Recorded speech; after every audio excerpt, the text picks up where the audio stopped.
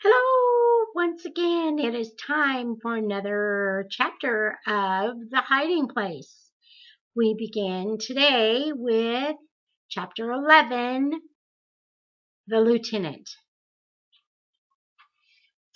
I was walking with a guard behind and a little to the right of her, so my feet would not touch the sacrosanct mat, down a corridor I had not seen before. A turn to the right, a few steps down, right again. What an endless labyrinth this prison was! At last we stepped out into a small interior courtyard. A drizzle of rain was falling. It was a chill, raw morning in late May. After 3 months in prison, I had been called for my first hearing. Barred windows stared from tall buildings on 3 sides of the courtyard. Along the fourth was a high wall, and against this stood a row of small huts. So these were where the infamous interrogations took place. My breath came short and hard as I thought back to the reports I had passed on the night of Hitler's birthday. Lord Jesus, you were called to a hearing too. Show me what to do. And then I saw something. Whoever used the fourth of the huts had planted a row of tulips along the side. They were wilted now, only tall stems and yellowing leaves. But, dear Lord, let me go into hut number 4. The guard had paused to unstrap a long military cape fastened to the shoulder of her uniform. Protected from the rain, she crunched up the gravel path, past the first hut, the second, the third. She halted in front of the hut with the flower bed and rapped on the door. Ja, herein, called a man's voice. The guard pushed open the door, gave a straight-armed salute, and marched smartly off. The man wore a gun in a leather holster and a beribboned uniform. He removed his hat, and I was staring into the face of the gentle-mannered man who had visited me in my cell. I am Lieutenant Roms, he said, stepping to the door to close it behind me. You're shivering. Here, let me get a fire going. He filled a pot-bellied stove from a small coal scuttle, for all the world a kindly German householder entertaining a guest. What if this were all a subtle trap? This kind, human manner, perhaps he had simply found it more effective than brutality in tricking the truth from affection-starved people. Oh, Lord, let no weak gullibility on my part endanger another's life. I hope, the officer was saying, we won't have many more days this spring as cold as this one.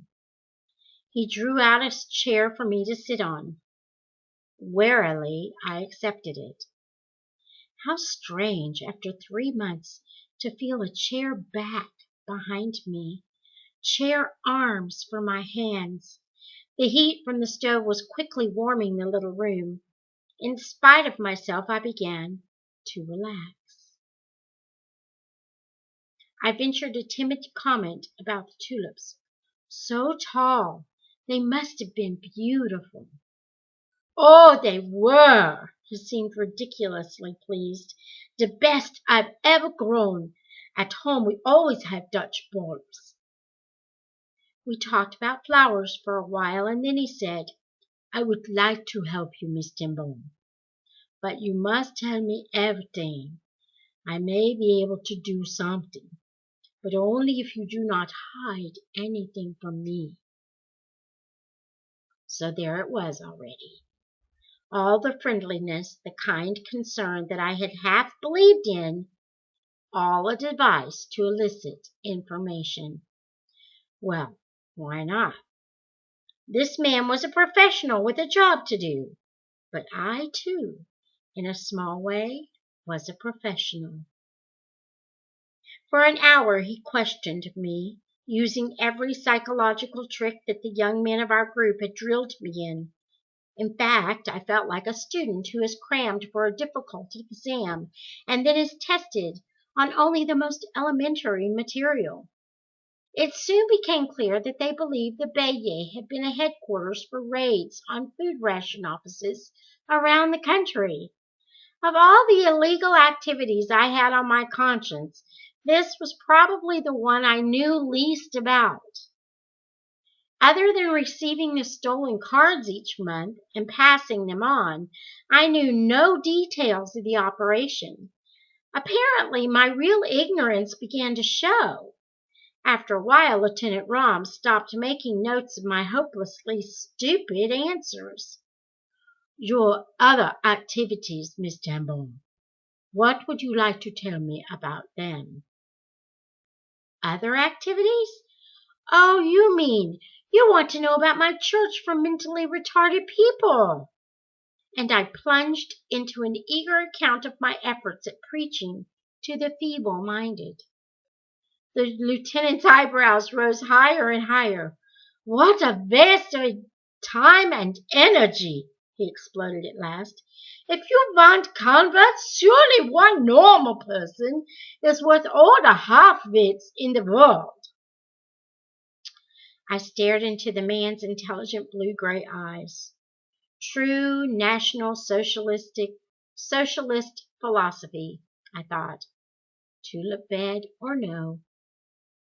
And then, to my astonishment, I heard my own voice saying boldly, May I tell you the truth, Lieutenant Brahms?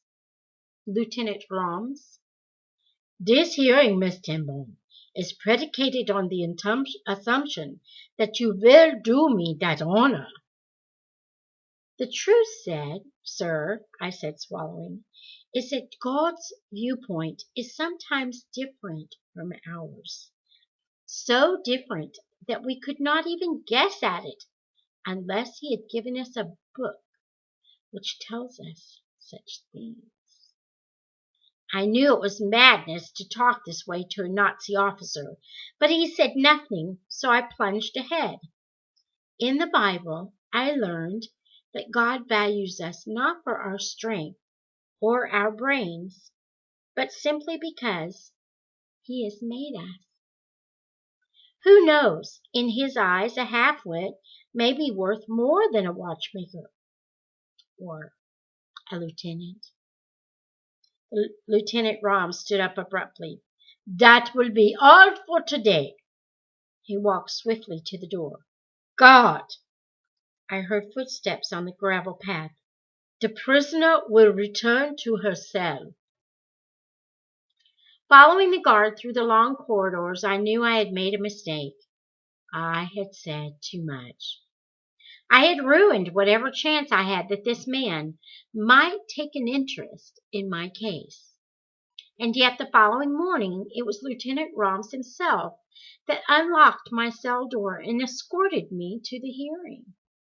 Apparently he did not know of the regulation that forbade prisoners to step on the mat, for he indicated that I was to walk ahead of him down the center of the hall. I avoided the eyes of the guards along the route, guilty as a well-trained dog discovered on the living room sofa. In the courtyard this time a bright sun was shining. Today, he said, we will stay outside. You are pale. You are not getting enough sun. Gratefully, I followed him to the farthest corner of the little yard where the air was still and warm. We settled our backs against the wall. I could not sleep last night, the lieutenant said, thinking about that book where you have read such different ideas.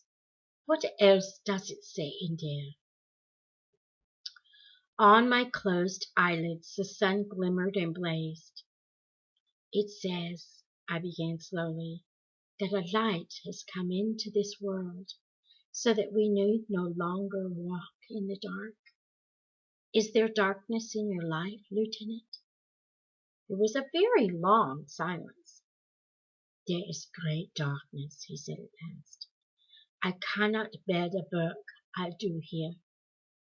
Then all at once he was telling me about his wife and children in Bremen, about their garden, their dogs, their summer hiking vacations.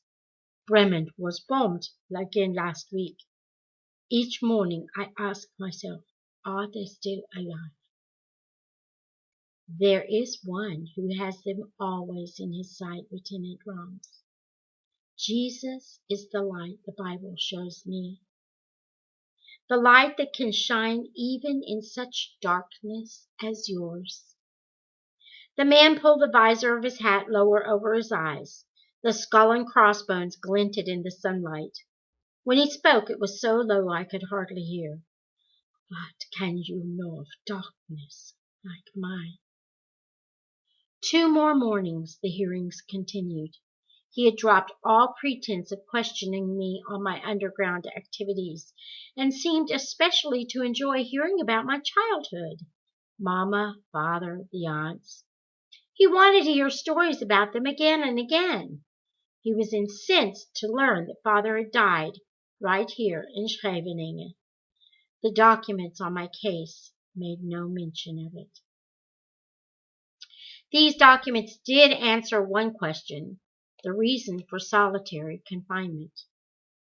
Prisoner's condition contagious to others in cell. I stared at the brief typed words where Lieutenant Rom's finger rested. I thought of the long wind-haunted nights, the scowling guards, the rule of silence. But if it wasn't punishment, why were they so angry with me? Why couldn't I talk? The lieutenant squared the edges of the papers in front of him. A prison is like any institution, Miss Denbourne. Certain rules, certain ways of doing things. But I'm not contagious now. I've been better for weeks and weeks, and my own sister is so close. Lieutenant Roms, if I could only see Betsie, if I could just talk with her a few minutes. He lifted his eyes from the desk, and I saw anguish in them. Miss Denbourne, it is possible that I appear to you as a powerful person. I wear a uniform. I have certain authority over those under me. But I am in prison, dear lady from Harlem. A prison stronger than this one. It was the 4th and final hearing, and we had come back into the small hut for the signing of the procès verbal. He gathered up the completed transcript and went out with it, leaving me alone. I was sorry to say goodbye to this man who was struggling so earnestly for truth. The hardest thing for him seemed to be that Christians should suffer. How can you believe in God now? He asked. What kind of a God would have let that old man die here in Scheveningen? I got up from the chair and held my hands out to the squat little stove. I did not understand either. Why father had died in such a place, I did not understand a great deal. And suddenly I was thinking of father's own answer to hard questions. Some knowledge is too heavy. You cannot bear it. Your father will carry it until you are able. Yes, I will tell Lieutenant Roms about the train case. He always liked stories about father. But when the lieutenant returned to the room, a guard from the women's room was with him. Prisoner Tenbaum has completed her hearings, he said, and will return to her cell. The young woman snapped to attention. As I stepped through the door, Lieutenant Roms leaned forward. Walk slowly in corridor F. Walk slowly? What did he mean? The guard strode down the long door-lined hall so swiftly I had to trot to keep up with her. Ahead of us, a prison trustee was unlocking the door to a cell. I trailed behind the guard as much as I dared, my heart thumping wildly. It would be Betsie's cell. I knew it. Then I was abreast of the door. Betsie's back was to the corridor. I could see only the graceful, unswept bun of her chestnut hair. The other women in the cell stared curiously into the corridor. Her head remained bent over something in her lap, but I had seen the home Betsie had made in Scheveningen. For unbelievably, against all logic, this cell was charming. My eyes seized only a few details as I inched reluctantly past. The straw pallets were rolled instead of piled in a heap, standing like little pillars along the walls, each with a lady's hat atop it. A headscarf had somehow been hung along the wall. The contents of several food packages were arranged on a small shelf. I could just hear Betsie saying, "The red biscuit tin here in the center." Even the coats hanging on their hooks were part of the welcome of that room, each sleeve draped over the shoulder of the coat next to it, like a row of dancing children. "Schneller! Aber schnell!" I jumped and hurried after my escort. It had been a glimpse only, 2 seconds at the most, but I walked through the corridors of Scheveningen with Betsie's singing spirit at my side. All morning I heard doors opening and closing. Now keys rattled outside my own. A very young guard in a very new uniform bounded in. "Prisoner, stand at attention!" she squeaked. I stared at her wide, blinking eyes. The girl was in mortal fear of something or someone. Then a shadow filled the doorway, and the tallest woman I had ever seen stepped into the cell. Her features were classically handsome, the face and height of a goddess, but one carved in marble. Not a flicker of feeling registered in her eyes. "No sheets here either, I see," she said in German to the guard. "See that she has 2 by Friday. 1 to be changed every 2 weeks. The ice-cold eyes appraised me exactly as they had the bed. "How many showers does the prisoner get?" The guard wet her lips. "About 1 a week, Wachtmeister." "1 a week? 1 shower a month was closer. She will go twice a week." Sheets? Regular showers? Were conditions going to be better? The new head matron took 2 strides into the cell. She did not need the cot to reach the overhead bulb. Rip! Off came my red cellophane lampshade. She pointed to a box of soda crackers that had come in a second package from Nolly. "No boxes in the cells!" cried the little guard in Dutch, as indignantly as though this had been a long-standing rule. Not knowing what else to do, I dumped the crackers out onto the cot. At the matron's unspoken command, I emptied a bottle of vitamins and a sack of peppermint drops the same way. Unlike the former head matron who shrieked and scolded endlessly in her rusted hinge voice, this woman worked in a terrifying silence. With a gesture, she directed the guard to feel beneath the mattress. My heart wedged in my throat. My precious remaining gospel was hidden there. The guard knelt and ran her hands the length of the cot, but whether she was too nervous to do a thorough job or whether there was a more mysterious explanation, she straightened up empty-handed. And then they were gone. I stood gazing numbly at the jumble of food on my cot. I thought of this woman reaching Betsie's cell, reducing it again to 4 walls and a prison cot. A chill wind was blowing through Scheveningen, cleaning, ordering, killing. It was this tall, ramrod straight woman who unlocked the door to my cell one afternoon in the second half of June and admitted Lieutenant Rams. At the severity in his face, I swallowed the greeting that had almost burst from me. "You will come to my office," he said briefly. "The notary has come." We might as well have been total strangers. "Notary?" I said stupidly. for the reading of your father's will." He made an impatient gesture. Obviously, this minor matter had interrupted a busy day. "It's the law. The family present when a will is opened." Already he was heading from the cell and down the corridor. I broke into a clumsy run to keep up the strides of the silent woman beside me. The law? What law? And since when had this German occupation government concerned itself with Dutch legal procedures? Family? Family present? No. Don't let yourself think of it. At the door to the courtyard, the matron turned, erect and impassive, back along the corridor. I followed Lieutenant Roms into the dazzling early summer afternoon.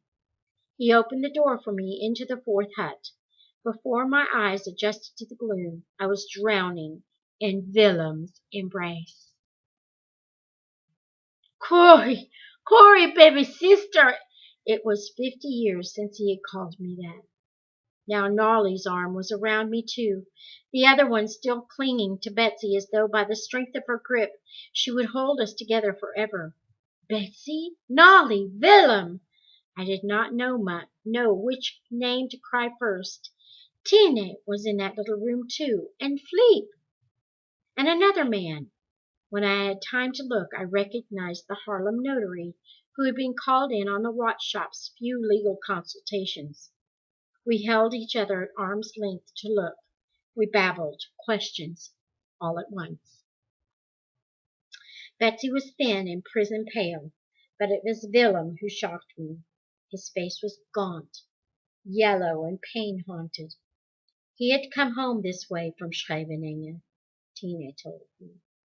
2 of the 8 men crowded into his tiny cell had died of jaundice while he was there. Willem, I could not bear to see him this way. I crooked my arm through his, standing close so that I did not have to look at him, loving the sound of his deep, rolling voice. Willem did not seem aware of his own illness. His concern was all for Keek. This handsome blond son had been seized the month before while helping an American parachutist to reach the North Sea. They believed he had been on one of the recent prison trains into Germany.